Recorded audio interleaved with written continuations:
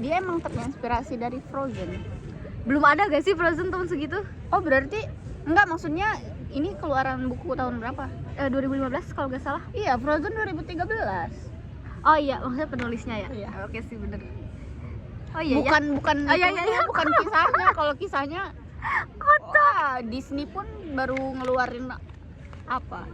Oke, pokoknya Mickey Mouse. terus si mereka itu haji itu sekeluarga besar. Anjir, mobilnya bagus coy. Mana? Itu Avanza, bukan, udah ke depan, dibuka ininya anjay. sunroofnya. Sunroofnya. Nah, si mereka tuh bersama, kan itu keluarga ya, istri, suami, anak 2, terus mertua sama ya pokoknya ibu nenek-neneknya, kakek-kakeknya tuh ikut gitu, sama pembantunya juga. Terus mereka itu Orang kaya. harusnya sih ya, karena kan zaman dulu Iya, susah. iya susah kan, karena itu masih zaman penjajahan Belanda juga. Terus mereka naik, setelah naik udah masuk kabin, dan terakhir itu sebelum itu tuh ada nama si masinis, sorry apa namanya, Nakoda. kapiten. Iya, kapiten. Aku seorang kapiten. Nah, si kapitennya itu namanya apa ya, aku lupa. Asep. Enggak dong, Philips. Iya, Philips. Eropa. Mungkin kayak namanya Philips. Bohlam. iya. Dia terang seperti bohlam Philips. Terus dia tuh disamperin sama ada yang naik tuh laki-laki namanya Ambo. Nah, dia itu maksa-maksa, pokoknya kayak pengen dipekerjakan di si kapal itu, gak apa-apa gak dibayar juga. Dia tuh sebenarnya seorang pelaut juga, tapi si kapalnya itu beda jenis gitu loh sama si kapal yang dikemudikan sama si Kapten Philips ini. Nah, Kapten Philips tuh sedangkan dia tuh lagi nyari orang yang bener-bener kayak ngerti gitu soal tek-tek bangetnya si kapal ini gitu. Tapi karena si Ambo ini tuh maksa. Iya, ada golden hour emang ke muka kamu. Nah, karena si itu ya teh maksa, pokoknya kayak gak digaji juga gak apa-apa gitu. Nah, dia tuh pengen meninggalkan kota itu gitu. Kayak gitu tuh. Akhirnya ya udah, dia tuh ditempatin jadi salah satu kelasi di dapur, di kantin. Dah. Dan terakhir tuh ada yang mau naik. Namanya itu Guruta itu tuh adalah ulama besar pada tahun itu gitu, karena Islam tuh masih jarang juga kan. Nah, itu tuh kayak pokoknya besar gitu sih dia tuh. Nah, dia itu ditahan pas mau masuk itu sama si kayak penjaga gitulah, penjaga Gawang. penjaga masuk kapal. Intinya takut dikira teroris atau dia tuh takut itu teh orang pemberontak geningan yang mau mengajukan kemerdekaan kayak gitulah. Padahal si ulama ini juga punya surat dari atasan Belandanya itu kalau dia teh boleh gitu buat naik haji. Akhirnya boleh lah. Nah, terus mereka teh sholat kan. Nih, mulai nih perjalanan ya. Mereka teh sholat di musola gitu, diimamin sama si Guruta ini. Terus si Guruta ini teh ngumpulin orang-orang, dia teh nyaranin buat ngadain sekolah dan pengajian untuk anak-anak selama di perjalanan itu. Dah, sampai suatu hari mereka ini teh sampai di kota Semarang. Surabaya dulu apa Semarang dulu sih? Kalau dari sini Surabaya dulu apa Semarang dulu? Feeling aku sih Surabaya dulu. Ya pokoknya antara itu ya, aku lupa. Nah, di situ tuh mereka turun, kayak kan mau ada yang naik lagi. Nah, mereka tuh boleh turun dulu gitu karena 24 jam di situ, dan kebetulan sih kapalnya juga ada kerusakan. Setelah itu si anak ini tuh minta turun karena baju dia tuh setas hilang. Pokoknya tas biru dia teh hilang, jadi dia teh selama itu teh pinjam baju si Elsa, dan itu teh kedodoran terus nyampe kayak merosot terus lah intinya. Terus akhirnya dia turun sama ayahnya nih bertiga. Tadinya tuh sama ibunya, tapi si ibunya teh gak ini soalnya muntah-muntah kan awalnya. Terus dikira teh awalnya mabok laut, ternyata ibunya teh hamil. Nah, ada ketiga Olaf. Terus turunlah bertiga mereka teh, naik kereta yang listrik gitu gini. Terus kayak mereka teh kaget kan, karena biasanya mereka tuh naik apa namanya, andong delman gitu kan. Sampailah di Surabaya, terus mereka belanja. Si Ana teh udah banyak banget pokoknya. Mas selesai belanja, tiba-tiba ada suara dang bom. Karena di situ tuh lagi ada kayak apa namanya, para penentang, intinya para kaum yang pengen merdeka kayak gitulah namanya. Ih, jadi keinget scene film Conclave.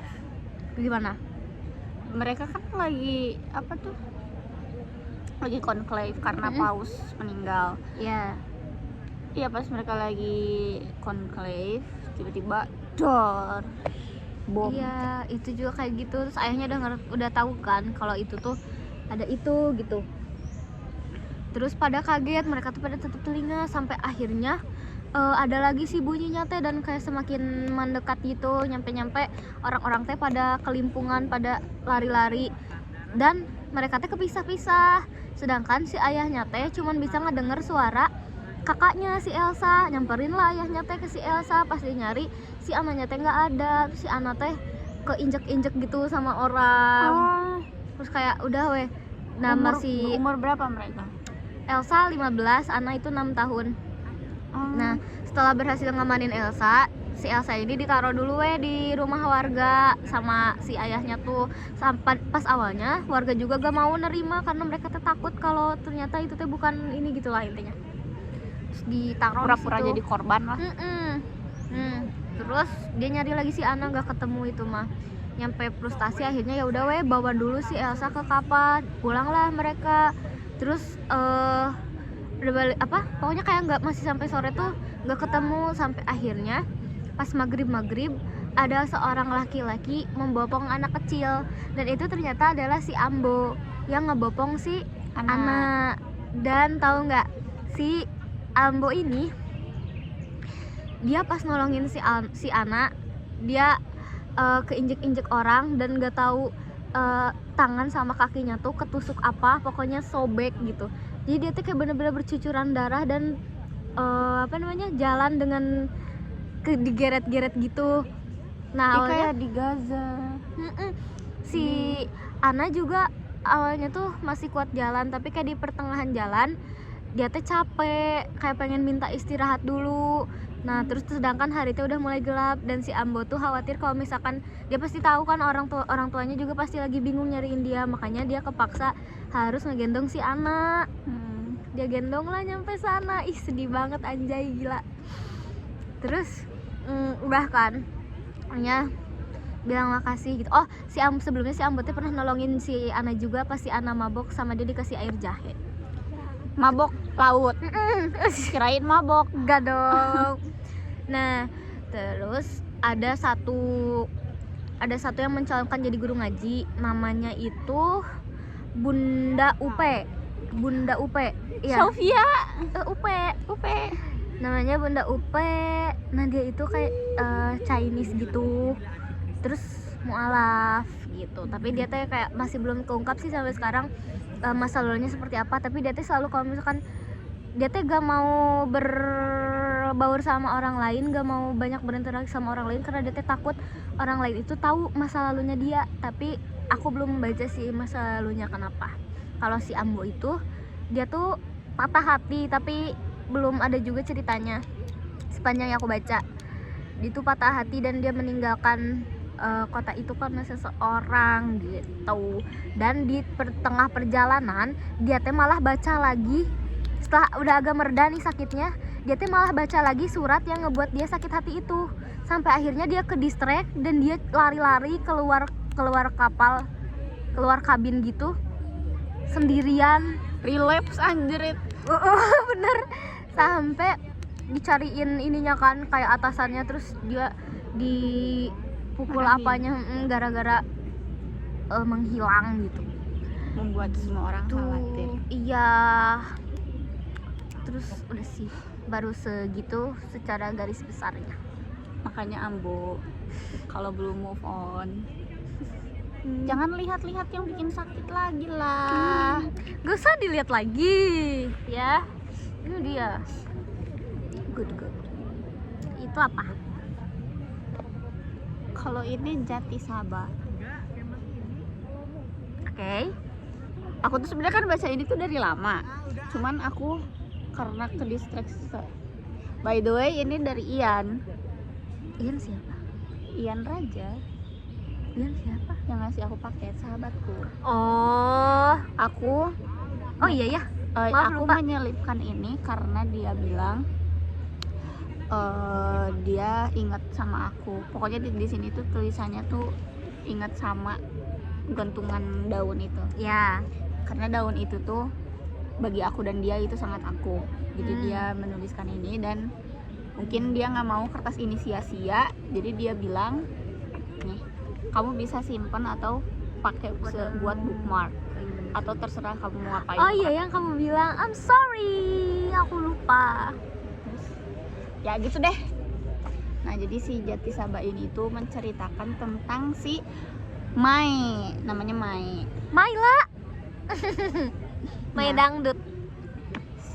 By the way, buku ini juga dapat pujian dari Sapardi Djoko Damono Wow. dan Ahmad Tohari. Wow. Dan buku ini tuh menceritakan tentang Mai yang bekerja. Bilangnya sih dia di agen ya, kayak Oke. agen-agen gitu.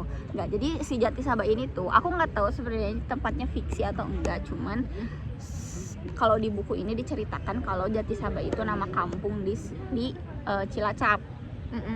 Di Cilacap. Nah, si Mai ini tuh orang kampung dan dia keluar Cilacap ke ibu kota untuk mencari kerja.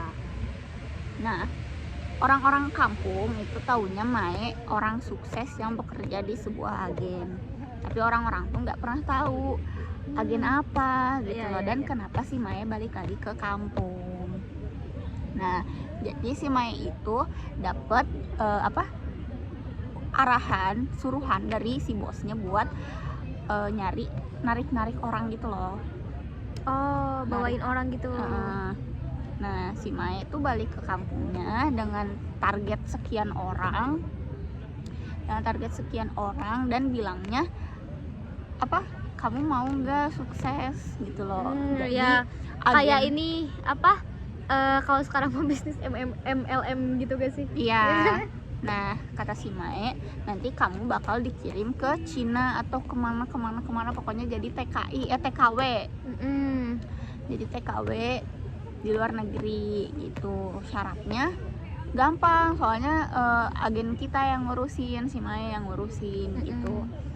Padahal kan orang-orang kampung kayak nggak mengenal apa itu paspor, KTP pun nggak bikin, terus juga akte kelahiran tuh mereka kayak udah gitu. Iya, bahkan membaca pun hanya 1-2 orang Iya. yang mungkin lancar. Iya, nah, ya tipe-tipe kampung yang kayak gitu. Nah, Ini tahun berapa adalah tertanya? enggak sih? Enggak. Oh. Atau aku yang lupa ya? Aku lupa. Pokoknya si Mai ini tuh balik ke kampung buat nargetin orang-orang sekian orang. Dan kebetulan waktu pulang ke kampung tuh si kampungnya lagi mau ada pemilihan ketua desa. Jadi ada 3 paslon. Paslon pertama, 2 dan 3. Nah, ada paslon kedua, aku lupa namanya siapa, sebut aja si paslon 2. Nah, si paslon 2 ini tuh kayak apa ya, bukan orang-orang muda, kayak pokoknya orang muda di desa yang udah mau jadi ketua desa. Oke. Kayak gitulah, seingatku, maaf. Nah, si paslon 2 ini tuh kayak orangnya kurang bener gitu loh. Paslon 2 lagi.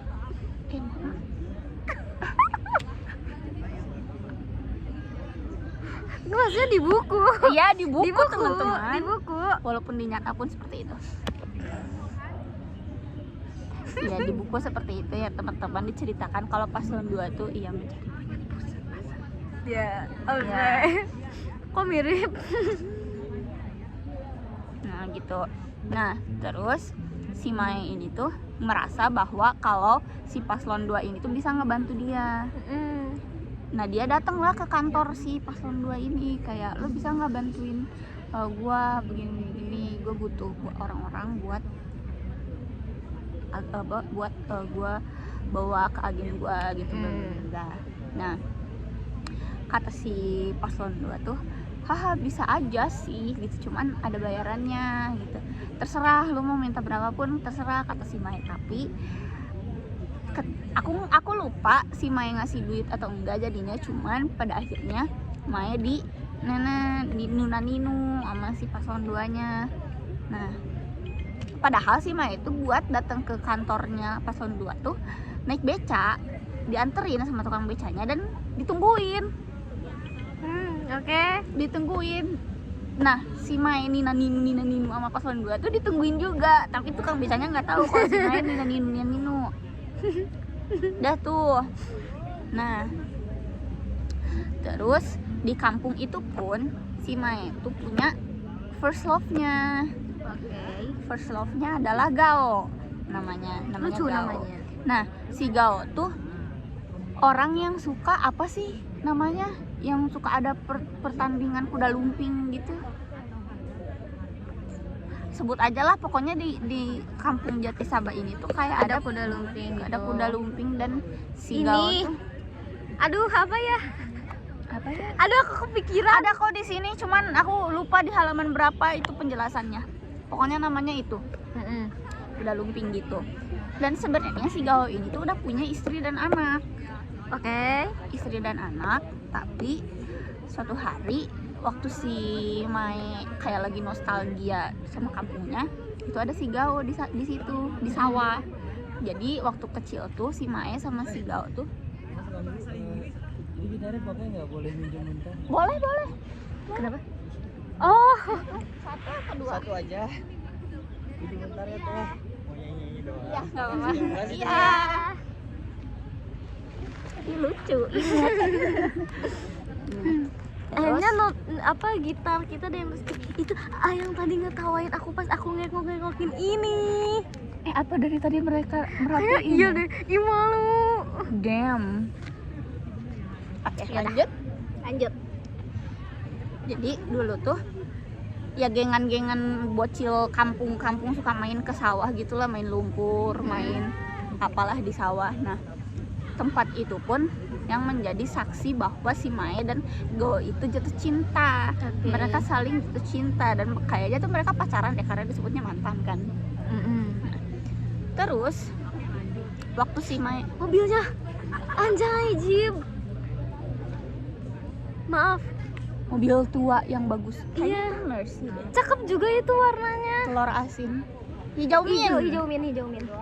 Nah terus waktu si Mae udah gede, enggak, kita tarik dulu ke waktu si Gao yang kuda Ketemu lumping Mae. itu. Itu udah Nah, lumping, oke.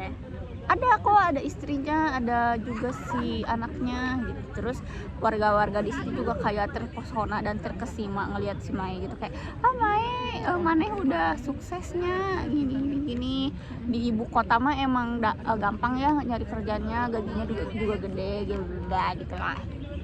Terus si Mae tuh kayak iya gitu. Nah sebenarnya si Mae tuh kayak bimbang gitu loh. Dia tuh sayang banget sama warga-warga di kampungnya. Karena emang dia hidup Di sana, iya, dari kecil kan emang di sana, dan emang orang-orangnya pun pada baik gitu loh. Cuman karena pekerjaannya ini tuh si Mae kayak seolah-olah dia harus mengkhianati kampungnya sendiri.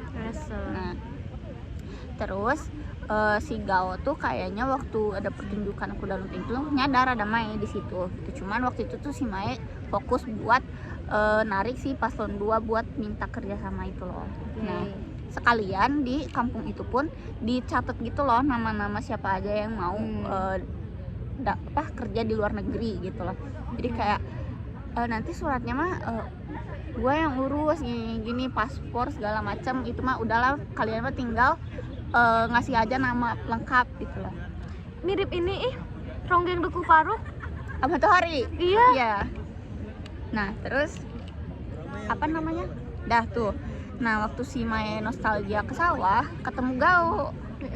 Ketemu Gao dan ini apa namanya, kayak di apa, kayak apa kabar bla bla bla bla. Terus si Gao tuh nemenin si Mae di situ, dan emang kayak sawah-sawah yang becek dan bolong-bolong, jadi kayak perlu dituntun gitu loh buat jalan. Nah si Gao tuh ngebantuin si Mae jalan kan.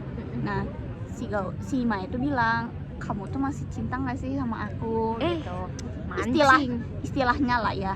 Terus kata si Gao, dia malah jalan ke sana. Terus si Mai kesel kayak, apa sih kok nggak dijawab gitu. Terus si Gao balik badan, kalau misalkan aku nggak cinta aku nggak akan di sini. Jadi gitu. Ih parah banget anjay. Kalau aku nggak cinta aku nggak akan di sini. Ih sakit hati terus istrinya. Itu pun ada siapa yang dari orang si kantornya, ada laki-laki. Nah si laki-laki ini tuh kayak malim. Nah si malim ini tuh kayak apa, nyamperin si Mae dari Jakarta, kayak gimana udah dapat belum orang-orangnya, ini si bos udah nanya-nanyain gitu, kayak nggak mau tahu tanggal segini harus udah dapat gitu loh istilahnya. Terus kayak ya sabarlah, orang tuh bimbang anjir, ini tuh kampung orang ini gitu. Tapi si Malim tuh kayak, ini pekerjaan mana enggak. Pokoknya si Malim ngebantuin juga, dan kayak pekerjaannya si Mae ini pun beberapa orang tuh udah ada curiga Di kampungnya. Aku tuh lupa, entah emang warganya beberapa udah curiga atau si paslon 2 yang udah curiga tuh. Nah terus kata si Maya sama si Malim tuh, tapi lu bisa kan bantuin gue buat mastiin ini tuh nggak akan ketahuan dan berhasil sampai si orang-orang ini tuh dibawa ke agennya gitu loh. Pokoknya kayak ayolah dipercepat gitu kan. Nah kamu nggak itu agen apa? Kenapa sampai kayak ayo dipercepat, jangan sampai ketahuan atau gimana, dan kayak menjanjikan banget, paspornya diurus, KTP, akte, bla bla bla. Apa namanya, kepikirannya yang kayak sekarang kasus-kasus di Kamboja dan Myanmar itu. Iya. Jadi ini tuh agen semacam perdagangan manusia. Dan si Mai harus melakukan itu karena itu pekerjaannya, dan dia melakukan itu ke kampungnya yang beneran ngurus dia dari kecil. Makanya si Mai bimbang, dan juga si Mai itu bimbang karena ketemu Gao dan si Gao bilang dia masih cinta. Jadi dia tuh bimbang, dia harus balik ke bosnya atau dia harus ikut Gao. Damn. Nah di sini aku belum tahu nih si Mai milihnya siapa, milih bosnya atau milih si Gao. Wow. Karena si Mai itu beneran kayak goyah gitu loh, anjir. Gue masih cinta nih sama Gao walaupun si Gao-nya udah punya istri sama anak gitu. Wah. Good book. Begitu. Sama-sama penasaran sih, itu penasaran. Iya. Ya sama kayak mirip, ceritanya sedikit mirip sama Ronggeng Dukuh Paruk. Soalnya kan si Gao-nya tuh kuda lumping ya. Kalau sedangkan di si Ronggeng Dukuh Paruk itu siapa nama ceweknya? Mai? Bukan, di Ronggeng. Lupa.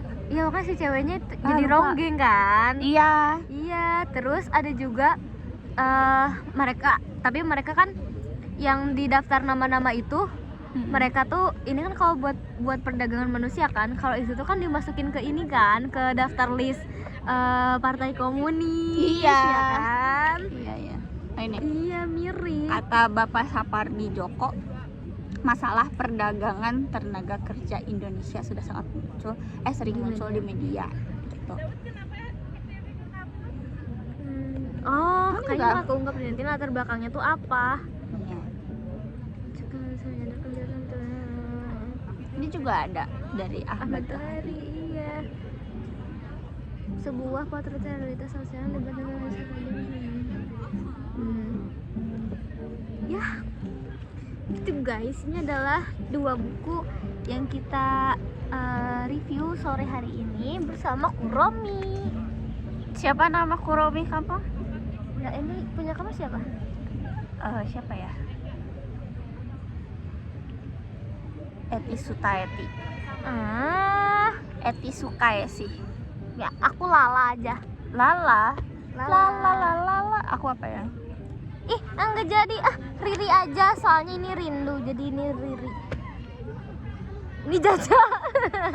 Ini Jaja karena di Jatisaba. Baba. Riri dan Jaja. Riza. Rica. Itu teman aku ada yang namanya Riza. 1, 2, 3. Yuk kita lanjut baca. Bye bye. Oke, bye bye.